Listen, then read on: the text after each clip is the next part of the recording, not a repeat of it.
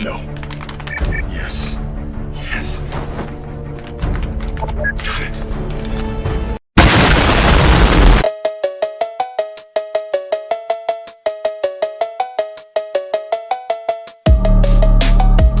J'ai 5 minutes pour présenter Blender, alors on va pas traîner, c'est parti. Alors tout d'abord Blender, très simple, donc vous avez le General, le 2D Animation, Sculpting, je sais pas à quoi ça sert, je m'en suis jamais servi, VFX et Video Editing. Donc le General permet de faire de l'animation 3D, le 2D Animation permet de faire de l'animation 2D, Sculpting je ne sais pas, VFX c'est pour les effets spéciaux de vidéo, et Video Editing c'est pour éditer des vidéos et faire du montage. Donc nous allons démarrer sur General. Voilà, c'est par défaut, et donc vous allez avoir ce petit carré de démarrage. Yes. That's awesome. Donc une fois que vous avez ça, eh bien c'est très simple, vous avez pas mal de choses que vous pouvez faire. Donc soit avec les outils qui sont là, donc pour un déplacement dans l'espace, donc un déplacement linéaire dans l'espace. Vous pouvez faire aussi une rotation de l'objet, enfin rotation de l'espace, l'arbre qui permet en fait de sélectionner chacun des objets présents sur la scène. Donc là il y en a 3. Manipulation de l'objet, la caméra. Ici. Dans ce panel là vous avez le et la lumière. Donc la lumière qui servira pour des éclairages et des effets d'éclairage, tout ça. Voilà. Tous les éléments que vous rajouterez sur la scène apparaîtront ici. Ici, c'est plus la partie propriété. Les outils de manipulation d'objets sont ici. Dans ce panel-là, vous avez l'arbre. Donc l'arbre qui permet en fait de sélectionner chacun des objets présents sur la scène. Donc il y en a 3. Vous avez la caméra, le cube et la lumière. Donc la lumière qui servira pour des éclairages, des effets d'éclairage, tout ça. Voilà. Donc ça c'est votre arbre. Et puis vous pouvez rajouter d'autres éléments. Tous les éléments que vous rajouterez sur la scène apparaîtront ici. Ici, c'est plus la partie propriété. Donc dans les différentes propriétés ici, donc là vous avez par exemple ici c'est pour scale, donc scale c'est pour les dimensions par exemple, ça c'est pour je sais pas quoi ça sert, certainement pour la caméra. Là vous pouvez modifier donc la résolution, donc le nombre de FPS, donc là ça 124 FPS par défaut, vous pouvez modifier aussi. Là c'est pour élargir. Là vous avez donc la scène avec la caméra, le fond d'écran, etc. Là vous avez les propriétés location, rotation, scale. Voilà, ça va nous intéresser dans ce qu'on va faire par la suite. Et après vous avez pas mal d'autres choses, mais je ne les détaillerai pas. Ensuite là vous avez la timeline très important qui sert à faire évoluer l'objet dans l'espace. Donc ça va repérer la position de l'objet ou sa position linéaire ou sa position angulaire, pour parler avec des termes concrets.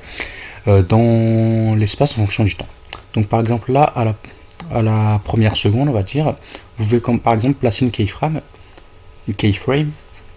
pour avoir l'accent anglais évidemment, et donc une keyframe de, vous en avez plusieurs, de location, de rotation, de scale, etc. Vous avez même location et rotation, enfin bref, ça en est pas mal. Donc du coup là je vais me concentrer sur location. Voilà. Et là j'ai placé location, donc là ça repère position X, Y et Z, vous avez vu que c'est devenu jaune, ça veut dire que ça a repéré les coordonnées du cube, donc du centre du cube, à la seconde 1. Ensuite, je vais me déplacer la 60e seconde, à peu près, bon grosso modo, et je vais déplacer mon cube ailleurs. Voilà, donc je vais le déplacer là, vous voyez que les coordonnées changent ici, voilà. J'ai changé ces coordonnées. Et maintenant, je vais rajouter une nouvelle keyframe, ici, de location, et voilà. Et donc, qu'est-ce que ça fait, me direz-vous? 250 secondes, donc du coup, vous pouvez augmenter jusqu'à un certain nombre, je sais pas combien ça. Là, vous avez l'output, donc c'est là où votre fichier de sortie générée sera enregistré. Donc là, il est enregistré dans quoi, sur Linux, mais voilà. Donc vous avez le champ d'accès de sortie, et vous avez le chose aussi. Je vais pas parler là-dessus, vous aurez le temps de là, pareil, c'est une chose aussi. Là, vous avez donc la scène, avec la caméra. Et là, ensuite, on va pouvoir observer ce que ça fait. Donc là, si je lance play, hop, vous voyez que l'objet se déplace jusqu'à arriver à la deuxième position. On va avoir attendé là.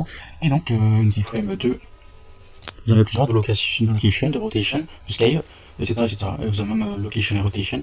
Alors ça va pas mal. Du coup là je vais concentrer sur location. Voilà. Et là je vais placer location, donc là ça repère position X, Y, Z, c'est devenu jaune. Ça veut dire que ça va repérer les coordonnées du cube, donc du centre du cube, à la seconde 1.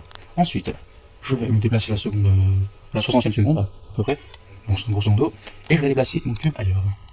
Voilà, donc je vais le déplacer là. Vous voyez que les coordonnées changent ici. Voilà, j'ai changé ces coordonnées. Et maintenant, je vais rajouter une nouvelle keyframe, ici, de location, et voilà. Et donc, qu'est-ce que ça fait, me direz-vous? Et ben, nous allons voir ça tout de suite. Donc, ça fait que... Voilà, ça y est, je supprime ma première keyframe. Oh, ok, on va recommencer, c'est pas grave. Donc, on vient là, tac. On déplace ça. Donc là. Voilà, et vous pouvez ensuite vous dessiner vos personnages et tout. Tac. Hop. Et ensuite après, avec le système de keyframe, vous leur donnez vie, je sais pas, enfin, voilà. Donc là, vous avez déjà des keyframes qui sont placés là. Et ensuite, vous pouvez déplacer, puis rajouter une nouvelle keyframe en fonction du temps. Il me semble que c'est là, insert keyframe, etc., etc. Donc bon, c'est un peu le bon fonctionnement. Vous dessinez, vous avez aussi une manipulation ici, propriété et timeline. Voilà. Ensuite, et là ensuite, vous regardez ce que ça fait. Donc là, si je lance play, hop, vous voyez que la chose se déplace jusqu'à la deuxième position. Vous remplacez autant que vous voulez des keyframes. Donc il y a aussi rotation pour faire tourner l'objet selon un certain angle en fonction du temps, etc. Après, ça fait pas mal de choses. Si vous voulez faire par exemple une liste, vous prenez votre liste, vous allez lui rajouter par exemple pour qu'elle avance un effet de location selon un axe et un effet de rotation en même temps.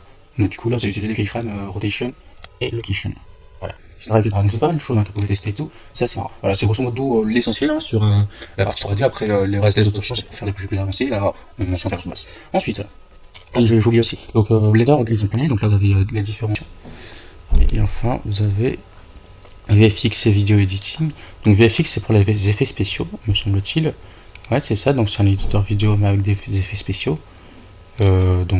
Timeline toujours, propriété, scène principale. Et enfin, Video Editing. Bah pareil, vous avez vos timeline avec vos différents channels. Donc pour mettre des vidéos, des audios, des images, enfin j'en passe. Donc vos explorateurs du fichier pour aller chercher vos fichiers, évidemment. Propriété comme toujours, et etc. Voilà. Donc vous verrez, c'est exactement le même fonctionnement. Donc là on n'a pas trop le temps de s'attarder là-dessus, mais parce que bon, c'est 5 minutes, on avait dit, et là je pense que je les ai largement dépassés. Là voilà. Donc je referai peut-être une partie 2 plus détaillée, parce que bon, Blender, c'est vrai que c'est assez difficile quand même de faire un tuto rapide et précis de toutes les fonctionnalités, il y en a tellement. Puis bon, c'est un peu le cas avec pas mal d'autres logiciels, mais en tout cas si vous avez d'autres idées de logiciels, n'hésitez pas à me les faire part en commentaire et je les traiterai. Voilà. Donc c'était à peu près tout pour cette première partie. J'espère que le concept vous plaît, et si c'est le cas, n'hésitez pas à partager la vidéo et à vous abonner si cela vous dit. Voilà. Bon, bah sur ce, je vous laisse et à bientôt pour une vidéo sur un tuto rapide.